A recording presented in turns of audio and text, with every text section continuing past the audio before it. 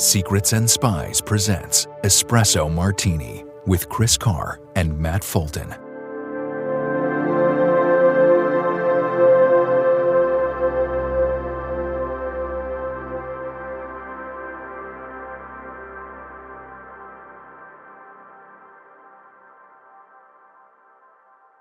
Hello, everybody, and welcome to Espresso Martini. Matt, how are you? Hey, Chris, I'm good. How are you? Yeah, good, thank you. I'm chugging along. I've only had 3 coffees today, so I probably will have my 4th after this recording.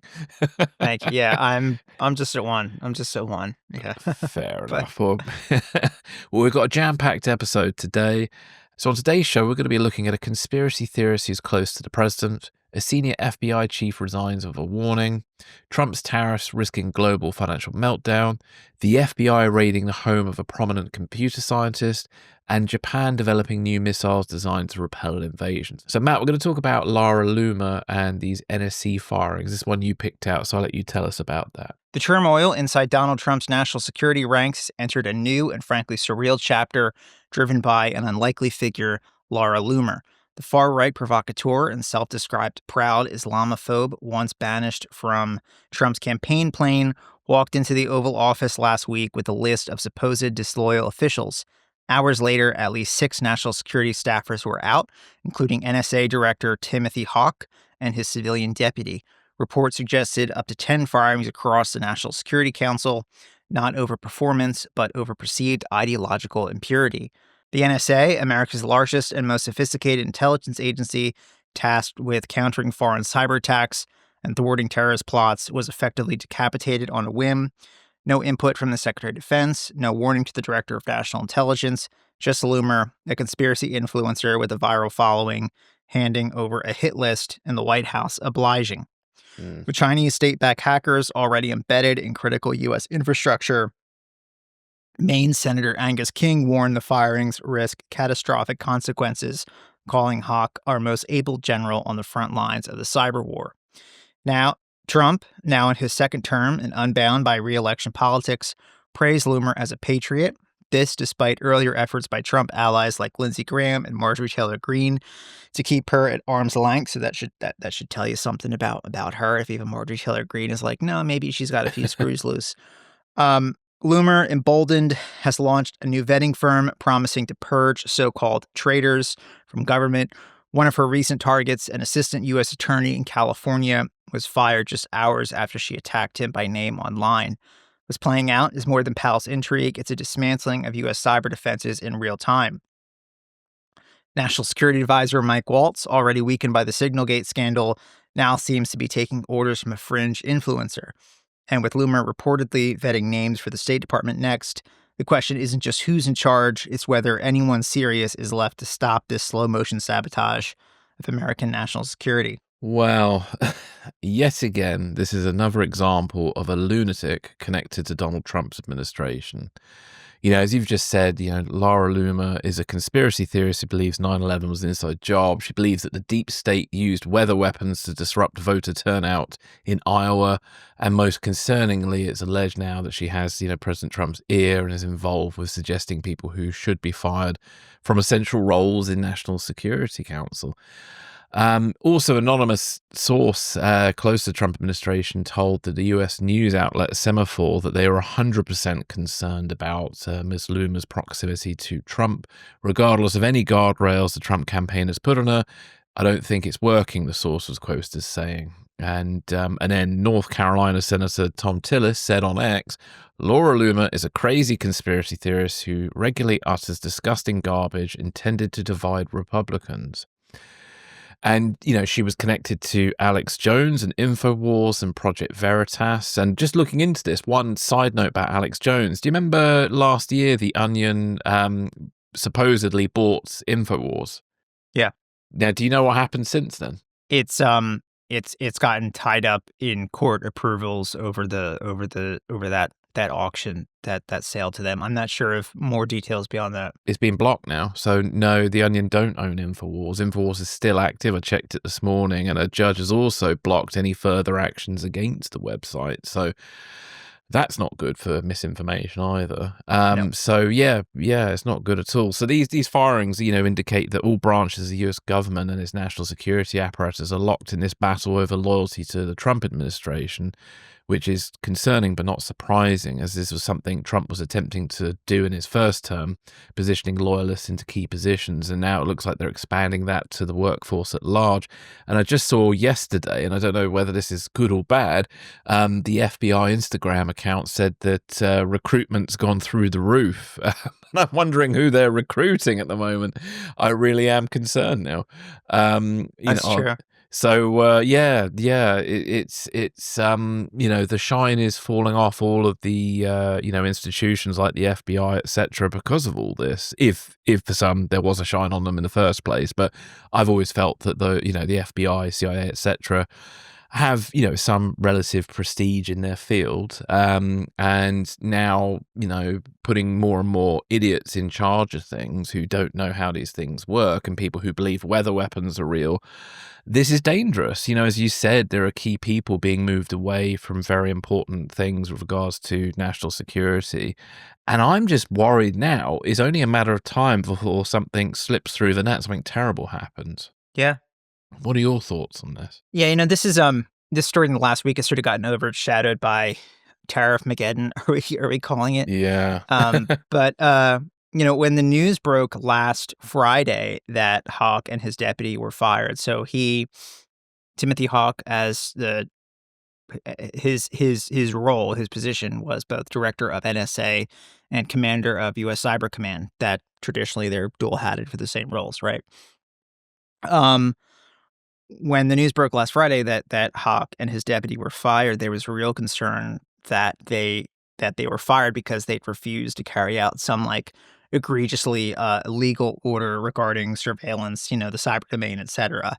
And when it became clear, I think it was the next morning when it became clear that that wasn't the case, that it was only Loomer demanding it because he was appointed under Biden, and I think that's kind of the depth here. Is he was appointed by Yeah. Biden to the role, which of course, the NSA director and the commander of Cyber Command it's not a political appointee, it's just the seat opened up and Biden was president and it was filled with a, qualified flag officer, and that's it, right? But because it happened under Biden, then they must be disloyal. I really think that's the depth of it here. Yeah, it chimes with what Shane said a few months back, especially with the new hires. Anybody hired, recently that happened to be in the Biden administration, they all the Trump administration blanketly saw those new hires. Anybody wanted to join CIA, FBI, etc., as political appointees, joining for political reasons, which is ridiculous because there are people joining for the mission of the agencies. Yeah, but so when for a moment I saw that as a relief, that, oh, okay, it was just something as stupid as the man was appointed under Biden, and that's why he has to go, and not, they refused to carry out some horrific illegal order. It was relieved for a moment, but I still hated myself that that's sort of where we are. Because he's appointed under Biden is just an incredibly dumb, dangerous reason to dismiss him alone, but it's at least clumsy and less malevolent form of dangerous. Few questions I've had about this are, one, how did Loomer get in the building, into the Oval Office, into the White House to begin with? Susie Wiles, the White House chief of staff, is supposed to hate her. I mean, she banned Loomer from the campaign plane in the aftermath of that first debate fiasco. Well, the first debate with Harris, I should say, fiasco. The second question I have is, what evidence did she offer that these obscure NSC staffers and then the commander of the NSA were disloyal, and how would she have come into that evidence? How did she even form the list of some of the people? That's the other interesting one. I don't know. Because I'm assuming it requires some knowledge, doesn't it? Yeah, she's chronically online and always kind of, howling about conspiracies and these, plots against dear leader Trump around every corner. I don't follow what she's saying, and I haven't looked just because I don't care. Yeah, so I don't know. I mean, these are it's not a secret who's on the staff of the National Security Council and everything, but yeah, what evidence she had, where she got said evidence is a question of mine. Um, One of the NSC aides who were fired was um, previously a senior aide to Rubio in the Senate. So I would like to know what Rubio thinks about this whole situation. And why, as for Waltz, why any NSC principal or foreign counterpart would ever have faith in his authority on anything anymore is a question. I don't know how that works. Um, and then the other thought I had is this in some way related to internal squabbling over a potential strike on Iran? Um, we didn't really have time to get to this with Shane last week, but that's been sort of a divergence in opinion between Waltz and Trump recently, reportedly. I mean, so Waltz is a neoconservative kind of, Cheney type person in that kind of classical sense, and was reportedly pushing for a strike on Iran's nuclear program. Trump, of course, just kind of wants to make a big, beautiful, splashy deal, um, and has always been kind of just, I think, rightly allergic to big foreign wars and the Mm. public's perception of them. I think he's correct that would not go well. No, a strike on Iran right now would definitely not go down well with many people, especially with the Trump administration and their relationship with the Netanyahu government. So, Exactly. So, I mean, Loomer's been on this crusade against neocons, and furthermore, how they would intend to manage a war with Iran on top of, everything else remains a question for mine. But that's sort of what I thought about it. well, yeah, deeply worrying. The report earlier sort of fears about the politicization of the workforce and the intelligence community, seems to be now ringing true. I think, as you were saying earlier, you had that sort of misunderstanding about it being, somebody had said no to an illegal order. But the worrying thing is now the people who would have said no to an illegal order no longer there, or they're slowly disappearing from the workforce. Right. I mean, the acting director of the NSA and Cybercom commander, I don't have his name in front of me off the top of my head. He was at a Senate hearing yesterday, I believe it was, and he, he seemed fine, normal 3-star officer, qualified for the job. I really think as far as Hawk is concerned, it's unfortunately just a matter of he was appointed under Biden, and that's Yeah. it. When you Yeah. consider the director of the FBI was fired, the director of the CIA was let go. I mean, they historically do change hands between administrations. It's like the heads of all the principal intelligence agencies have all been let go. Okay, he's got to go too. I really don't think it's any deeper than that. But I mean, to that point, at that hearing yesterday with the acting director, now there were several Republican senators who were saying, yeah, this is totally unnecessary and it damages our national security. I don't expect them to do anything more than that. But Yeah, it's madness. And also just the level of just unprofessional people in Trump's orbit now. I mean, from a national security point of view, again, like we were talking about the nervousness of Five Eyes partners, I'm sure heads of all the intelligence services within Five Eyes and allies hearing that there is a conspiracy theorist who believes in the deep state and weather weapons has somehow got the ear of the president. People must be having kittens over this in a moment. yeah, It's just insanity. yeah. So I think, just linking into the worrying reports of the Trump administration placing loyalty over duty, I spotted a very interesting piece last night written by a senior FBI leader named John Sullivan, who resigned over what he saw during the first few months of the Trump administration. And it really should be, everybody should read it, and there should be a warning for everybody. And John feels now that his mission for the FBI is better served outside of the FBI, and is encouraging people to talk to the local representatives about all of this. So I'll just summarize what he said on Substack, and obviously this is in the show notes. So John Sullivan spent 17 years serving in the FBI, beginning as a surveillance specialist in the Washington field office. and eventually rising to section chief in the Directorate of Intelligence.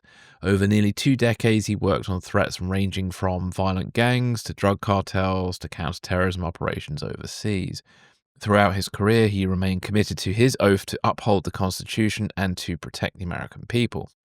Last week, Sullivan resigned from the FBI, and he cited a dramatic and troubling shift in the Bureau's culture and mission under the influence of Donald Trump, Elon Musk, and their appointed leadership. In his view, their actions prioritize personal agendas over public safety, which is the very thing we've been worried about, and they're creating a climate of fear within the agency and undermining its core mission. Sullivan believes this chaos is not incidental, it is intentional, and it threatens the long-term security of the nation.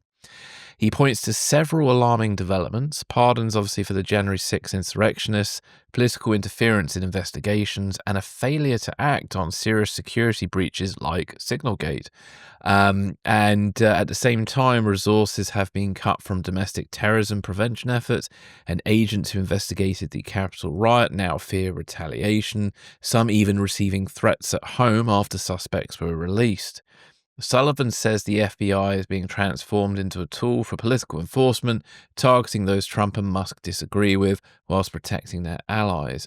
And he believes the Bureau's mission can no longer be upheld from within, and is calling on Congress and the American public to demand accountability. He says, "I love my country, but our safety, our security, and our Constitution depend on all of us speaking out, not because it's easy, but because it's necessary." So, Matt, what are your thoughts on that? Yeah, I think it just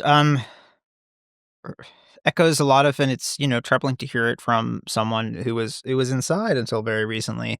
It just kind of really echoes a lot of the concerns that we've raised on here in recent months about putting people in charge of these agencies, in charge of the FBI, in particular, who are not qualified in the traditional way, who when you break from kind of the traditions of having a rank and file senior special agent as deputy director, someone who has not worked at high levels of law enforcement or the Justice Department in really either case of Bongino or Kash Patel, when you fire the executive assistant directors, below them, various people at major field offices like New York and DC, it invites the potential for some really kind of horrific consequences. And that's, what we said on here before. You break it, you bought it. And if we get through these next 4 years or so without a major terrorist attack or some other kind of calamity, it'll be a miracle, Yeah. Yeah, well, this is it. I mean, it's not like America's enemies don't know this is going on. I mean, Christ almighty, ISIS, Al-Qaeda, if they, still have any capability to strike abroad, etc., how, Russia, China, whatever, this is a moment of huge weakness for America now, because your counterintelligence is now in a bad place, your counterterrorism's in a bad place, and it's all because of people who don't know what the hell they're doing are messing with the systems that work, that have been put in place post 9/11. Because 9/11 was partially caused by a failure of communication between the CIA and the FBI. Yeah. And this situation we're in at the moment is a kind of new version of that. And there are now FBI agents who are not concentrating on their job because they're in fear of their job, because they are being targeted for doing their job, with the investigating January 6 and the Mar-a-Lago classified documents scandal. And then also, John mentioned that January 6 suspects are now harassing FBI agents at their home, which is outrageous. Yeah. It's just unbelievable. And all of this is just completely unnecessary. I still think the pardoning of those January 6 suspects should have caused a national outroar. And it's just unbelievable, really. Obviously now the protest movements, etc., picking up in the States. But where the hell are the Democrats at the moment with all of this? It's ridiculous, because this is unbelievable, really, what's going on. Yeah, I don't know. I don't know what else to say beyond that, more than just, I don't know. It's When you get shocking, on isn't here it? every week and it's just the same shit again and again and again, and you're just like, Yeah, We've got to it a point. sucks. Yeah, It's bad. yeah. It's bad. I don't know how many ways I can say that. No, exactly. It's like there's only, it does sort of feel like with the last sort of 2 months, we've pretty much just said every version of it's bad. And I feel like in a sense, at least we're putting a decent case forward because there have been many people. There's been a lot of optimism bias with regards to Trump 2.0 that frankly, I'm surprised to exist in some circles, but it's it's crazy. What do you mean? Like optimism bias in what way? In a sense of like he won't be that bad, or there's or all these firings, etc. In the end, will somehow work themselves out. Or with the economy and these tariffs, which we'll go into a little bit, there were quite a lot of finance people saying, "Oh yeah, no, this is actually in the end going to be really good for the economy. Trump knows what he's doing, etc." And all of this just feels like a complete disaster. And on top of that, by putting loyalists both in positions of authority and in the rank and file of all these agencies should, because the big fear that's come up a few times is Trump wanting a third term, whether he lives that long. And I'm not saying somebody might kill him. I think he's an old man, he might die of natural causes in office. I mean, I have questions of whether the man is even mentally fit, because there's been a lot of strange statements regarding Canada and Greenland that quite frankly seem, well, how do I put it? Unusual, if we put it that way, if not damn right out of order. And on top of that, Trump spending all his time attacking allies as a priority and not dealing with threats from Russia, etc. And so, if he does manage to fill all the agencies of government that, in a sense, enforce the law, and he decides to either break the law or decides to stay on beyond his second term, who's there to stop him? Yeah. And that's the worrying thing now. And I think that has always been, in a sense, I feel like a conspiracy theorist now, but this feels like this has always been the agenda, is just to fill every agency up with loyalists. So then there's nobody to really stop them from breaking the law or doing whatever the hell they want. Yeah. Or maybe they'll do nothing. But this is the thing. And it, to me, I felt like prior to the election, all of this was pretty clear. When you look at what people talk about, yet there was a lot of people out there who had this optimism bias saying, well, we survived Trump version 1, it won't be that bad. He's denounced, is it, oh God, what's it called? Is it Project 2025? What was that called again? Yeah, that's it. Yeah. And I'm just, and there are people out there who are still saying, oh, I can't believe the president's doing that. And I saw, Patrick Skinner, the former CIA officer on Bluesky the other day, said there should be a statute of limitations on the term that I can't believe the president would do that, with regards to President Trump.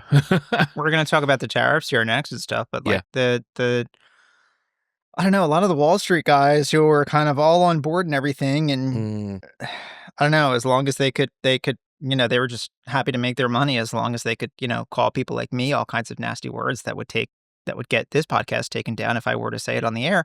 But, it's, I don't know, it just kind of, to your point, like no one knew, no one could have saw this, no one could have seen this coming. It's just like, it's infuriating and it boggles the mind. I don't know. It's like the mobsters in The Dark Knight who hired the Joker. Yeah. Is really what it reminds me of. Yeah. Well, it's a good note. Let's take a break and then we'll come back and talk about Trump's tariffs, etc.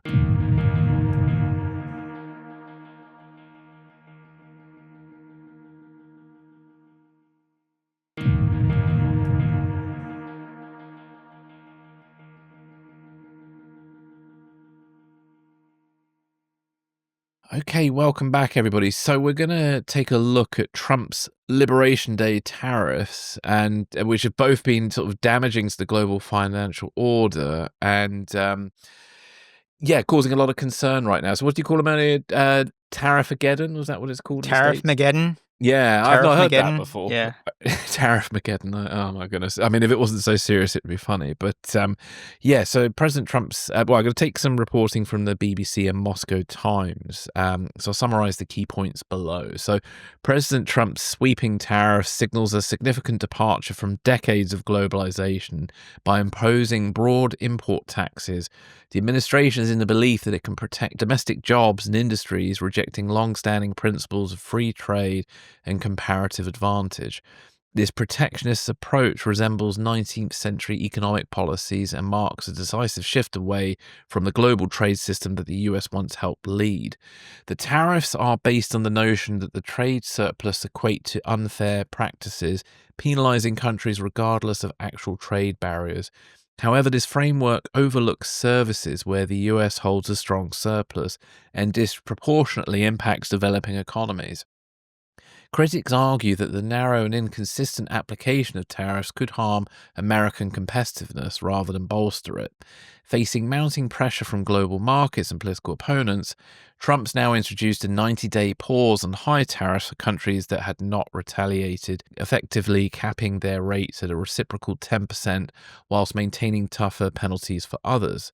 Trump's trade strategy is partly a reaction to the economic fallout from China's entry into the World Trade Organization, which may be blamed for the decline in US manufacturing. In a dramatic escalation, he raised tariffs on Chinese goods to 125% as of this reporting, because that could change by the time this airs. And he accuses Beijing of showing a lack of respect after it imposed its own retaliatory tariffs of 84%. Whilst the administration promises to bring back lost manufacturing jobs through the tariffs and reshoring, the sudden shift has disrupted supply chains, increased costs for businesses, and raised fears of inflation and recession. And, it's also raised fears that the US is sort of turning inward and weakening the very systems it's helped establish.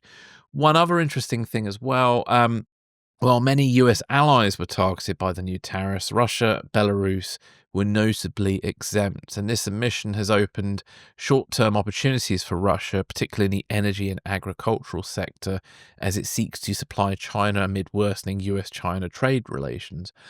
However, infrastructure limitations and China's diversification efforts constrain Russia's ability to fully capitalize.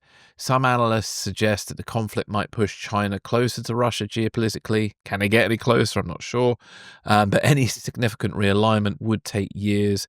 The White House later clarified Russia's exclusion by pointing to existing sanctions, and with more potentially on the way, signaling that the US stance on Moscow remains firm despite the global economic shifts. So that was quite a mouthful, all that. Matt, what are your thoughts on all this tariff business? Yeah, I would just preface this first by saying I'm not an economist and not a Me financial neither. analyst. Me I'm neither. not an international trade expert. So, thinking about looking at the outline and everything, Yeah. knowing we were going to talk about this week, I was like, It's all right. I'll put the Lamborghini in the garage, the cocaine on ice, and we'll put the big suits and sunglasses away, and the big mobile phone too. Right. Yeah, I was just like, I can't really go into the weeds on this because I don't know. No, that's fine. But that said, as far as the Russia stuff is concerned, I mean, yeah, they say the White House says Russia wasn't included in the tariffs because the sanctions prevent trade, also because they probably wanted to keep that cudgel for the Ukraine talks. Yeah, that makes some sense. Yeah, it does. Sure.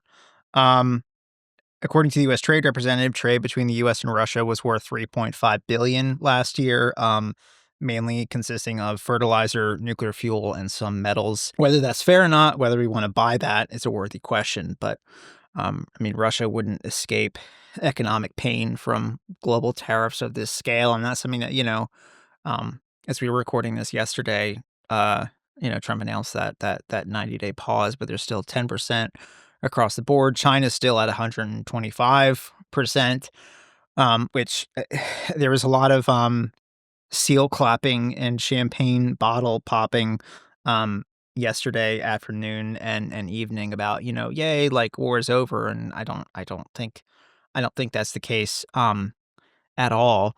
if you keep 125% tariffs on Chinese imports for 90 days, you're gonna feel it pretty hard, pretty quickly.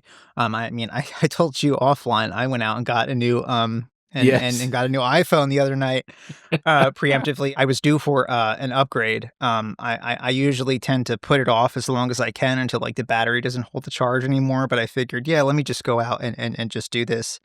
Um, I don't know, but as far as the whole other Mm, ordeal, and again, I'm not an economist, so I can't get super into the weeds about mm, mm. like different rates in the bond market and all that kind of shit. Oh yeah, no, that's for the Financial Times. That's not us. Yeah.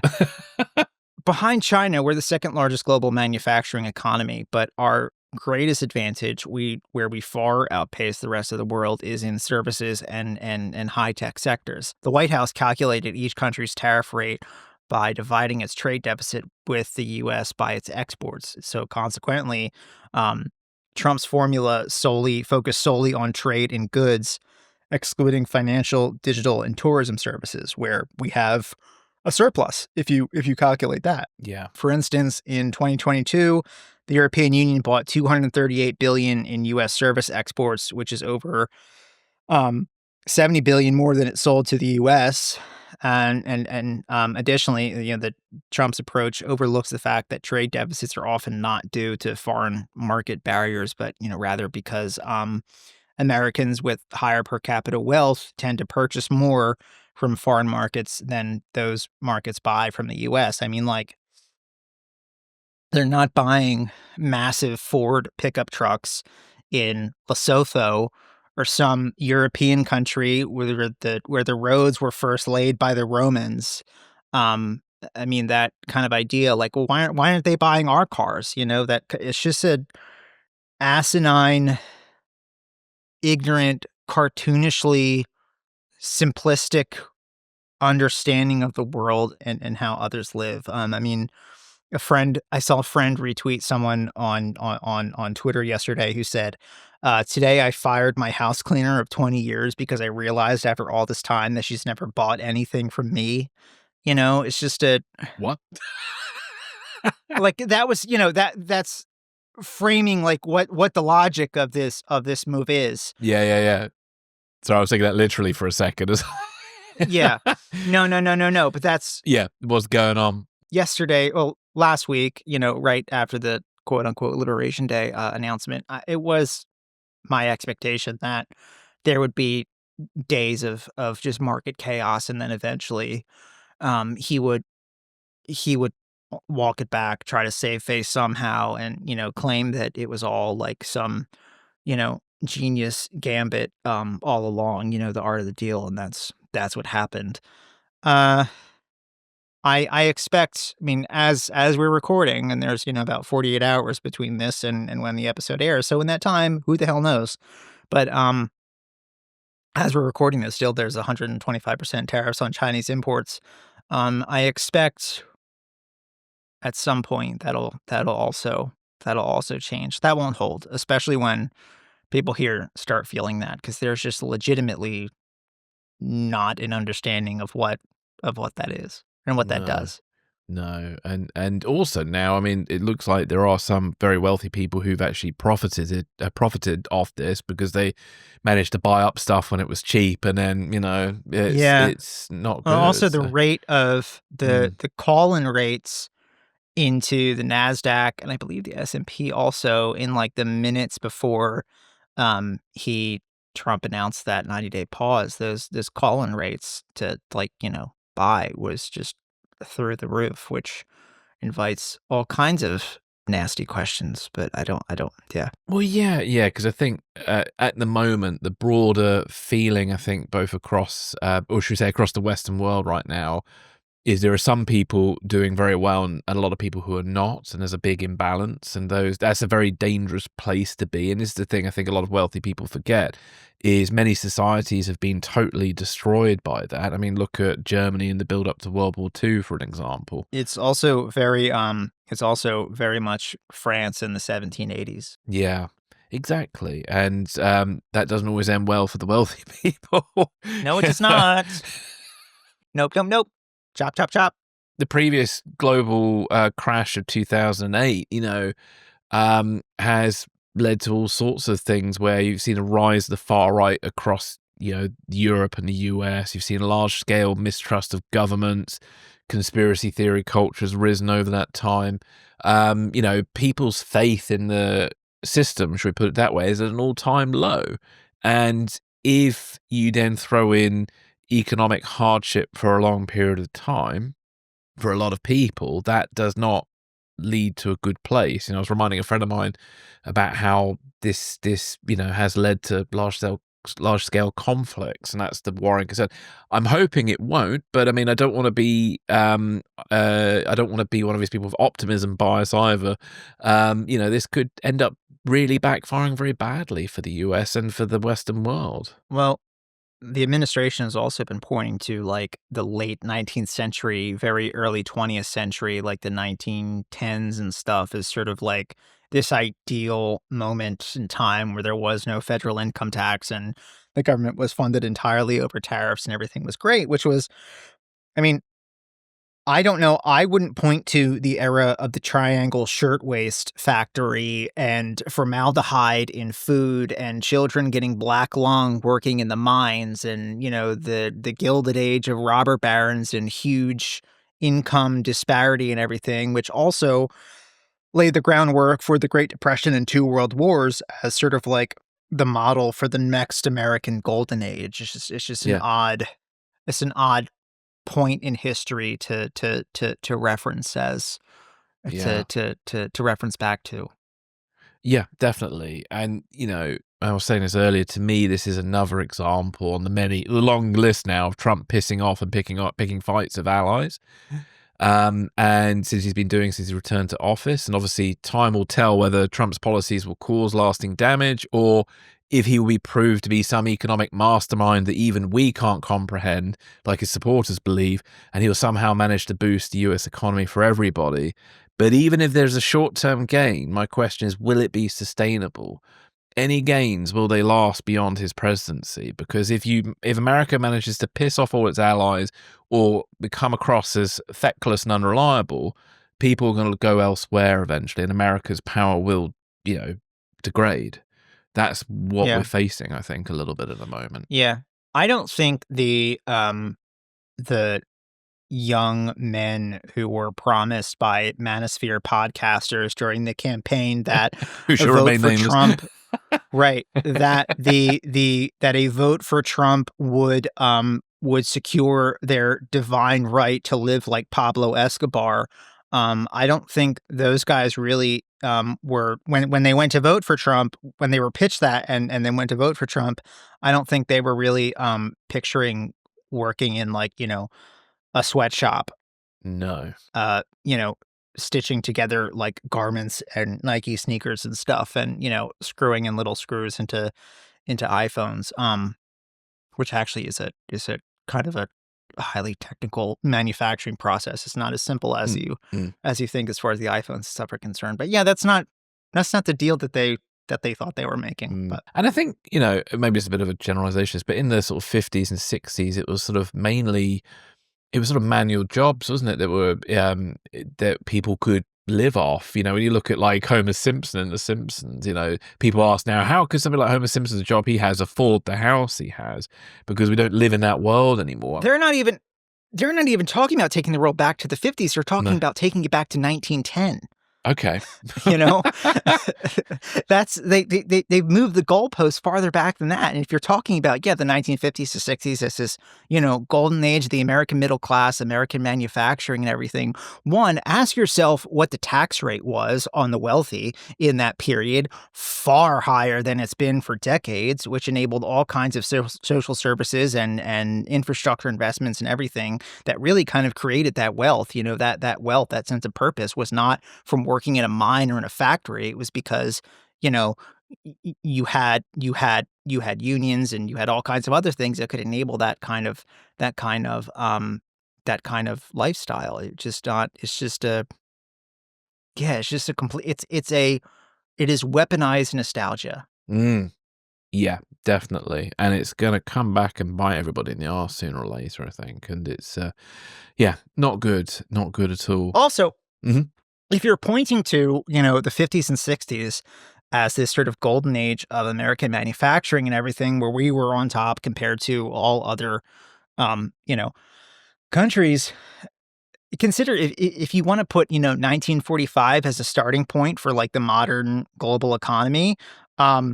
Okay, at that starting point, the U.S. was intact, unscathed from World War II, with a massive industrial capacity.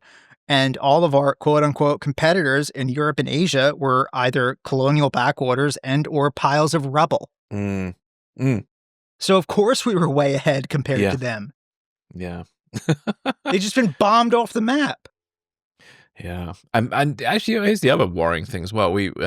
Is then what state are we going to be in with the joblessness caused by AI? I mean, where are we going to go with that one too? That's the next crisis coming, isn't it? It's at least it feels that way. Yeah. And governments are not in a conversation about changing the way we live, and people float this idea of universal basic income, etc. I've not seen that as a particularly realistic proposal currently. So It's never been. That's one of those things that like I'm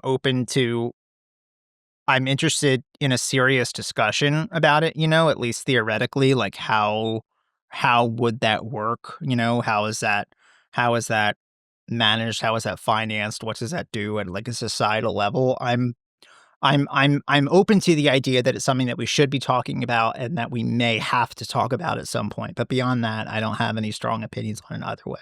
No, exactly. And I would love to have that conversation too. So we should probably seek someone out for that, because because that's the issue coming up very soon, whether we like it or not. Maybe within the next 5 years. So we'll see. We've been quite good at for good and bad at sort of seeing the patterns of things coming towards us. So we're quite good at predicting crises at the moment on this show. Yeah, unfortunately. Unfortunately. Dear, maybe we should recall the podcast just the Cassandra complex or something, Sure. Well, let's take another break, and then we'll come back with some information about an FBI raid. So we'll be right back.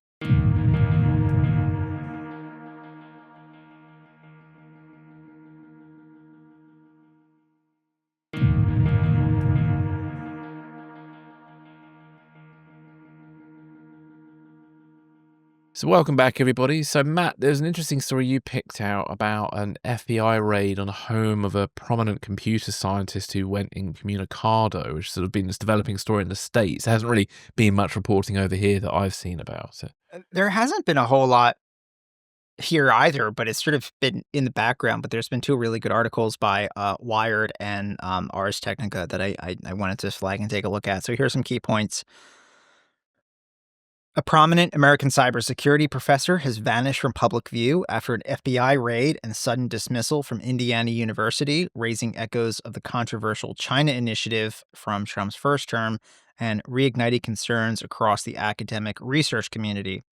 Xiaofeng Wang, a tenured professor and leading expert in data privacy and cryptography, disappeared from Indiana University's website last week alongside his wife, Nianli Ma, after the FBI searched their homes in Bloomington and Carmel, Indiana. The university has offered no explanation beyond confirming the existence of a federal investigation and claiming it's acting at the FBI's direction.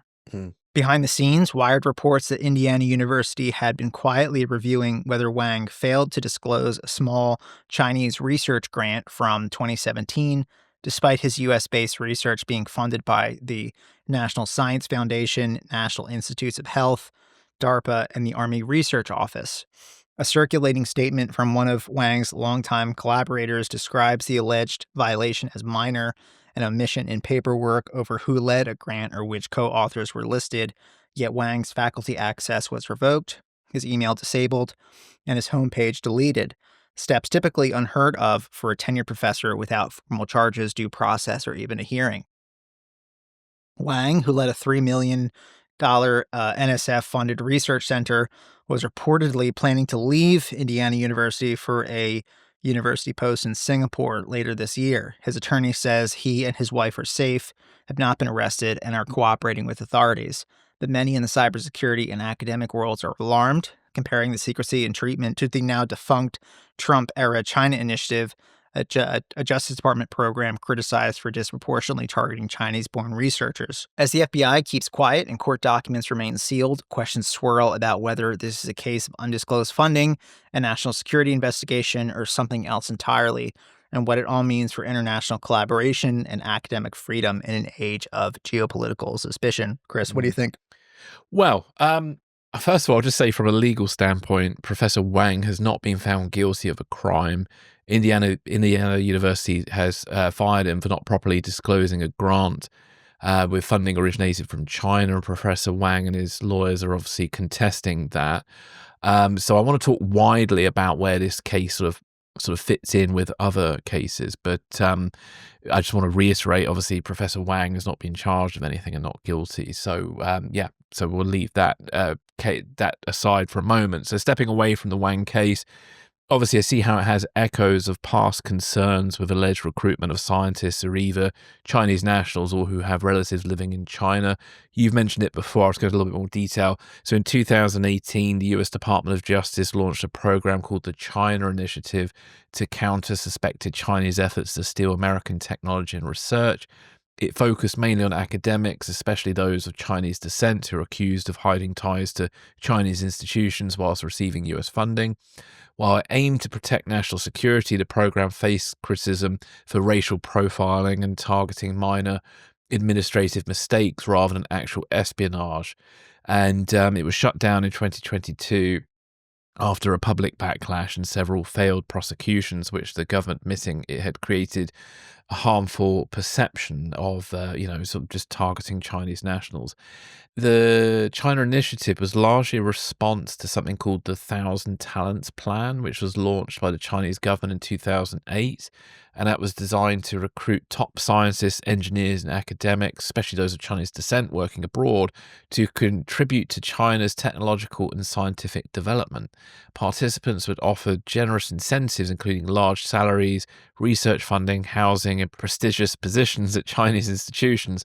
While the program helped China attract world-class talent, it became controversial in countries like the US and across Europe, where intelligence agencies raised concerns about intellectual property theft and the transfer of sensitive research, especially in areas with national security implications.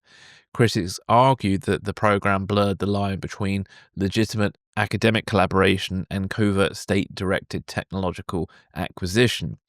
As scrutiny increased, several Western academics have faced investigation for failing to disclose their participation in the program, and the Thousand Talents Plan was eventually restructured and rebranded under different names. So understandably, the China program was controversial, and it was seen to be racially profiling suspects. And this is the complexity in dealing with espionage threats from China, as they typically recruit or co-opt Chinese nationals or those of Chinese descent to work for them. This then creates this sort of ugly catch-22, and sadly there are people of Chinese descent who are vulnerable to recruitment by the Chinese intelligence services, and someone, the FBI, Homeland Security, etc., has to do a good job of vetting those people who are at risk of recruitment. And institutions do need to be aware of the real world risk and handle them with great care so it doesn't become knee-jerk racial profiling. But also, we've got to make sure it doesn't become institutions don't become blind to a threat due to wishful thinking or just putting your head in the sand because you don't want to deal with such problems. It's very complex, and the war on terror, with terrorists recruited largely from Muslim backgrounds, led to a similar morally complex problem, which many institutions are still struggling to navigate. So this case kind of fits into that picture. I don't know any more about it than what you said. So, I don't know if Professor Wang has been involved in something murky or not. That's really for the courts to decide. So, yeah, Matt, what are your thoughts on that? Yeah, you're right to flag all that, and it's true.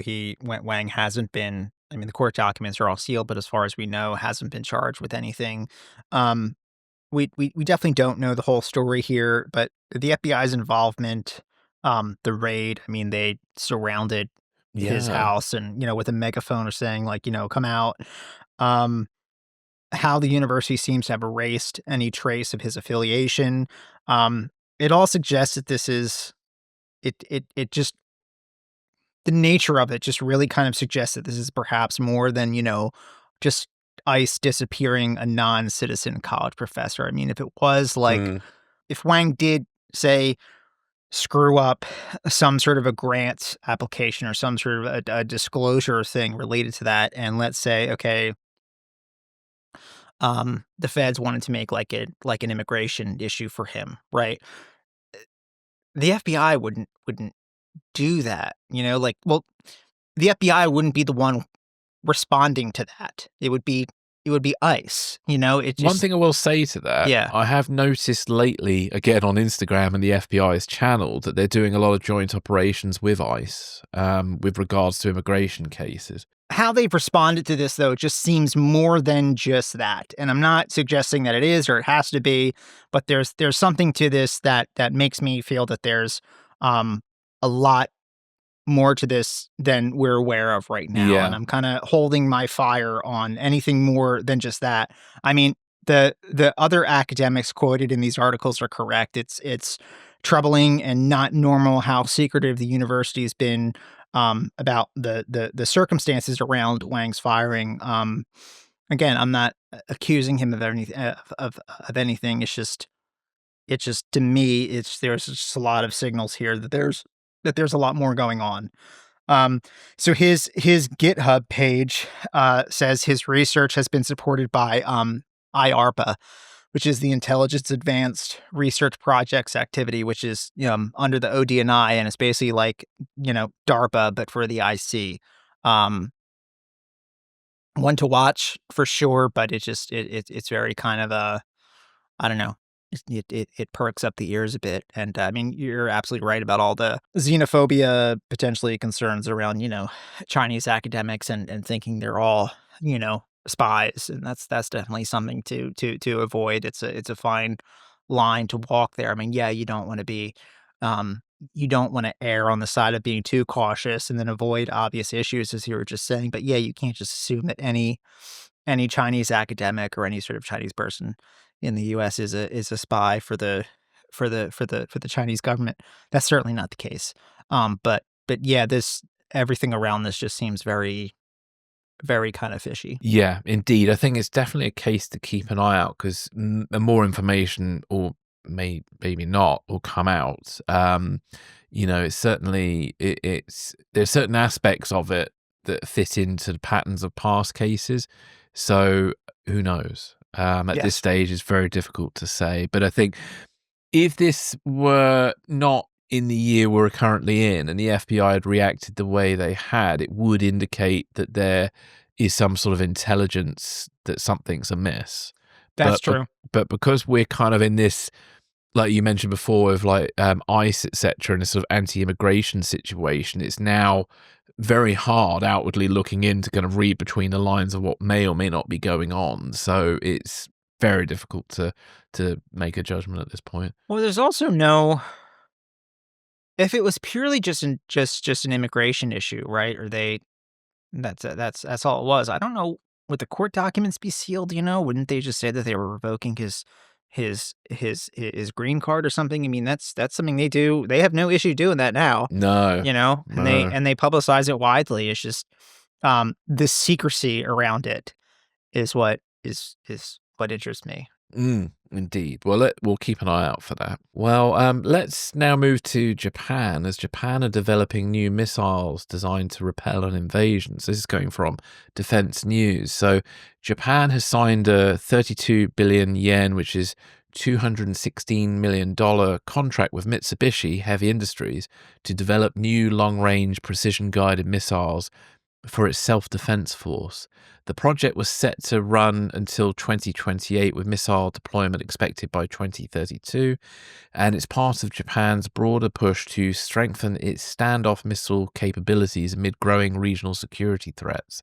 The new missiles are designed to strike both ships and land targets with high accuracy, capable of navigating complex terrain to hit vulnerable points.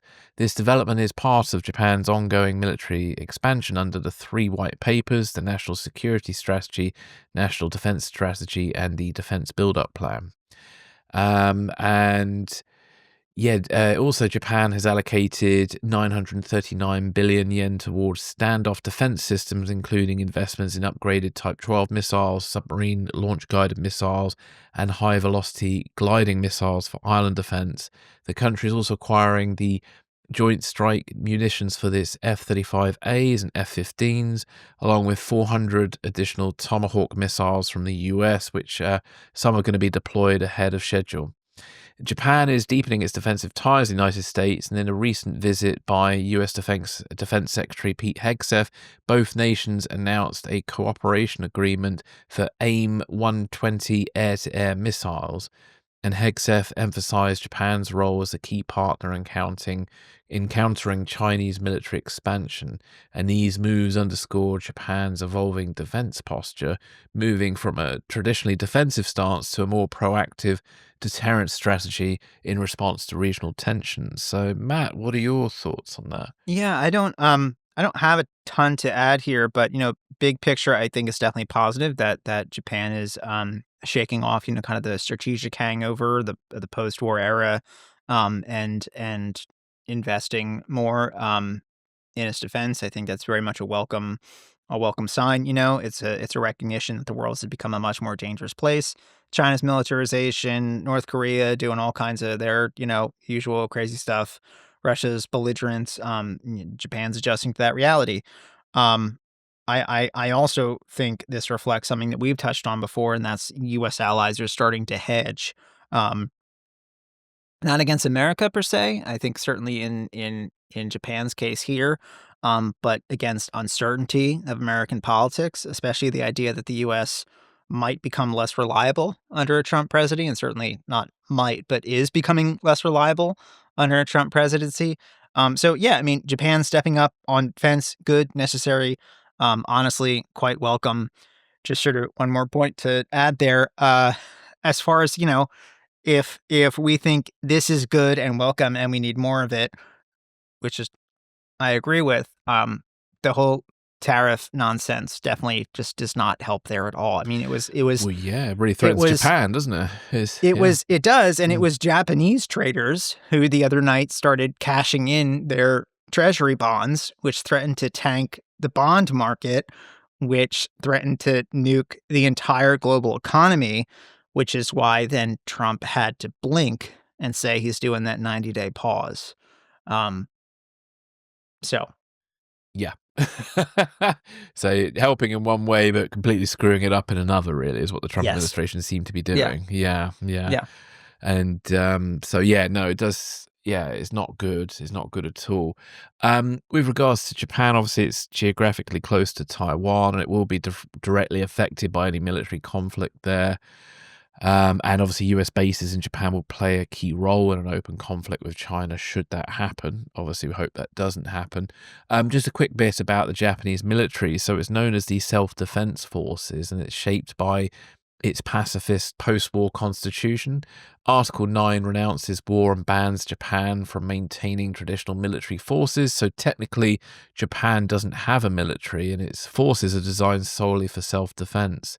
But over the years, Japan has reinterpreted those restrictions, and it can now take part in a collective defense scheme, meaning it can help defend allies like the US if they come under attack. And more recently, as we have discussed, Japan has begun developing its long-range missiles, and it's planning strikes against enemy bases as well, if necessary, to protect itself, which is a big shift from its past policy. Indeed. And in practice, Japan's military is obviously one of the most advanced in Asia.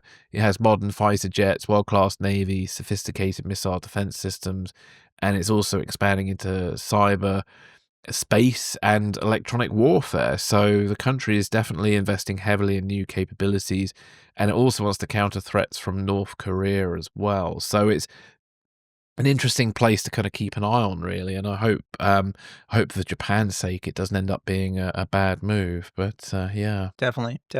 yeah, cool. Was there anything else you'd like to add, or should we? No, we can move on. Yeah. Thank you very much, Matt. I think we've covered quite a lot today. So just a quick note for listeners. We won't be doing an espresso martini next week. Instead, we're going to have an interview with body language expert Gavin Stone, who joins me to talk about how to detect deception.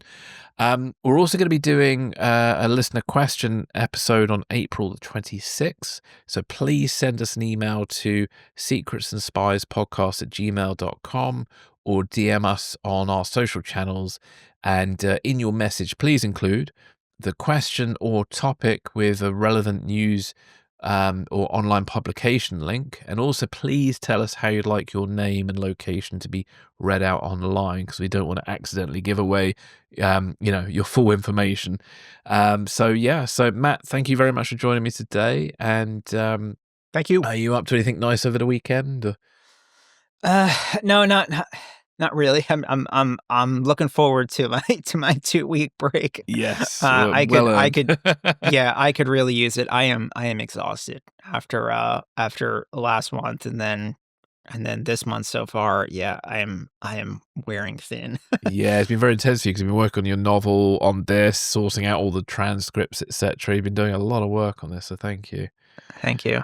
Thank you. Well, enjoy your break, and everybody have a great weekend, and we will catch you on the next episode. Thank you very much. Take care. Bye.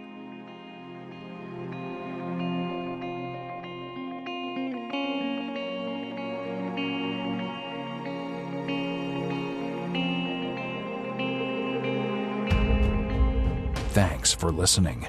This is Secrets and Spies.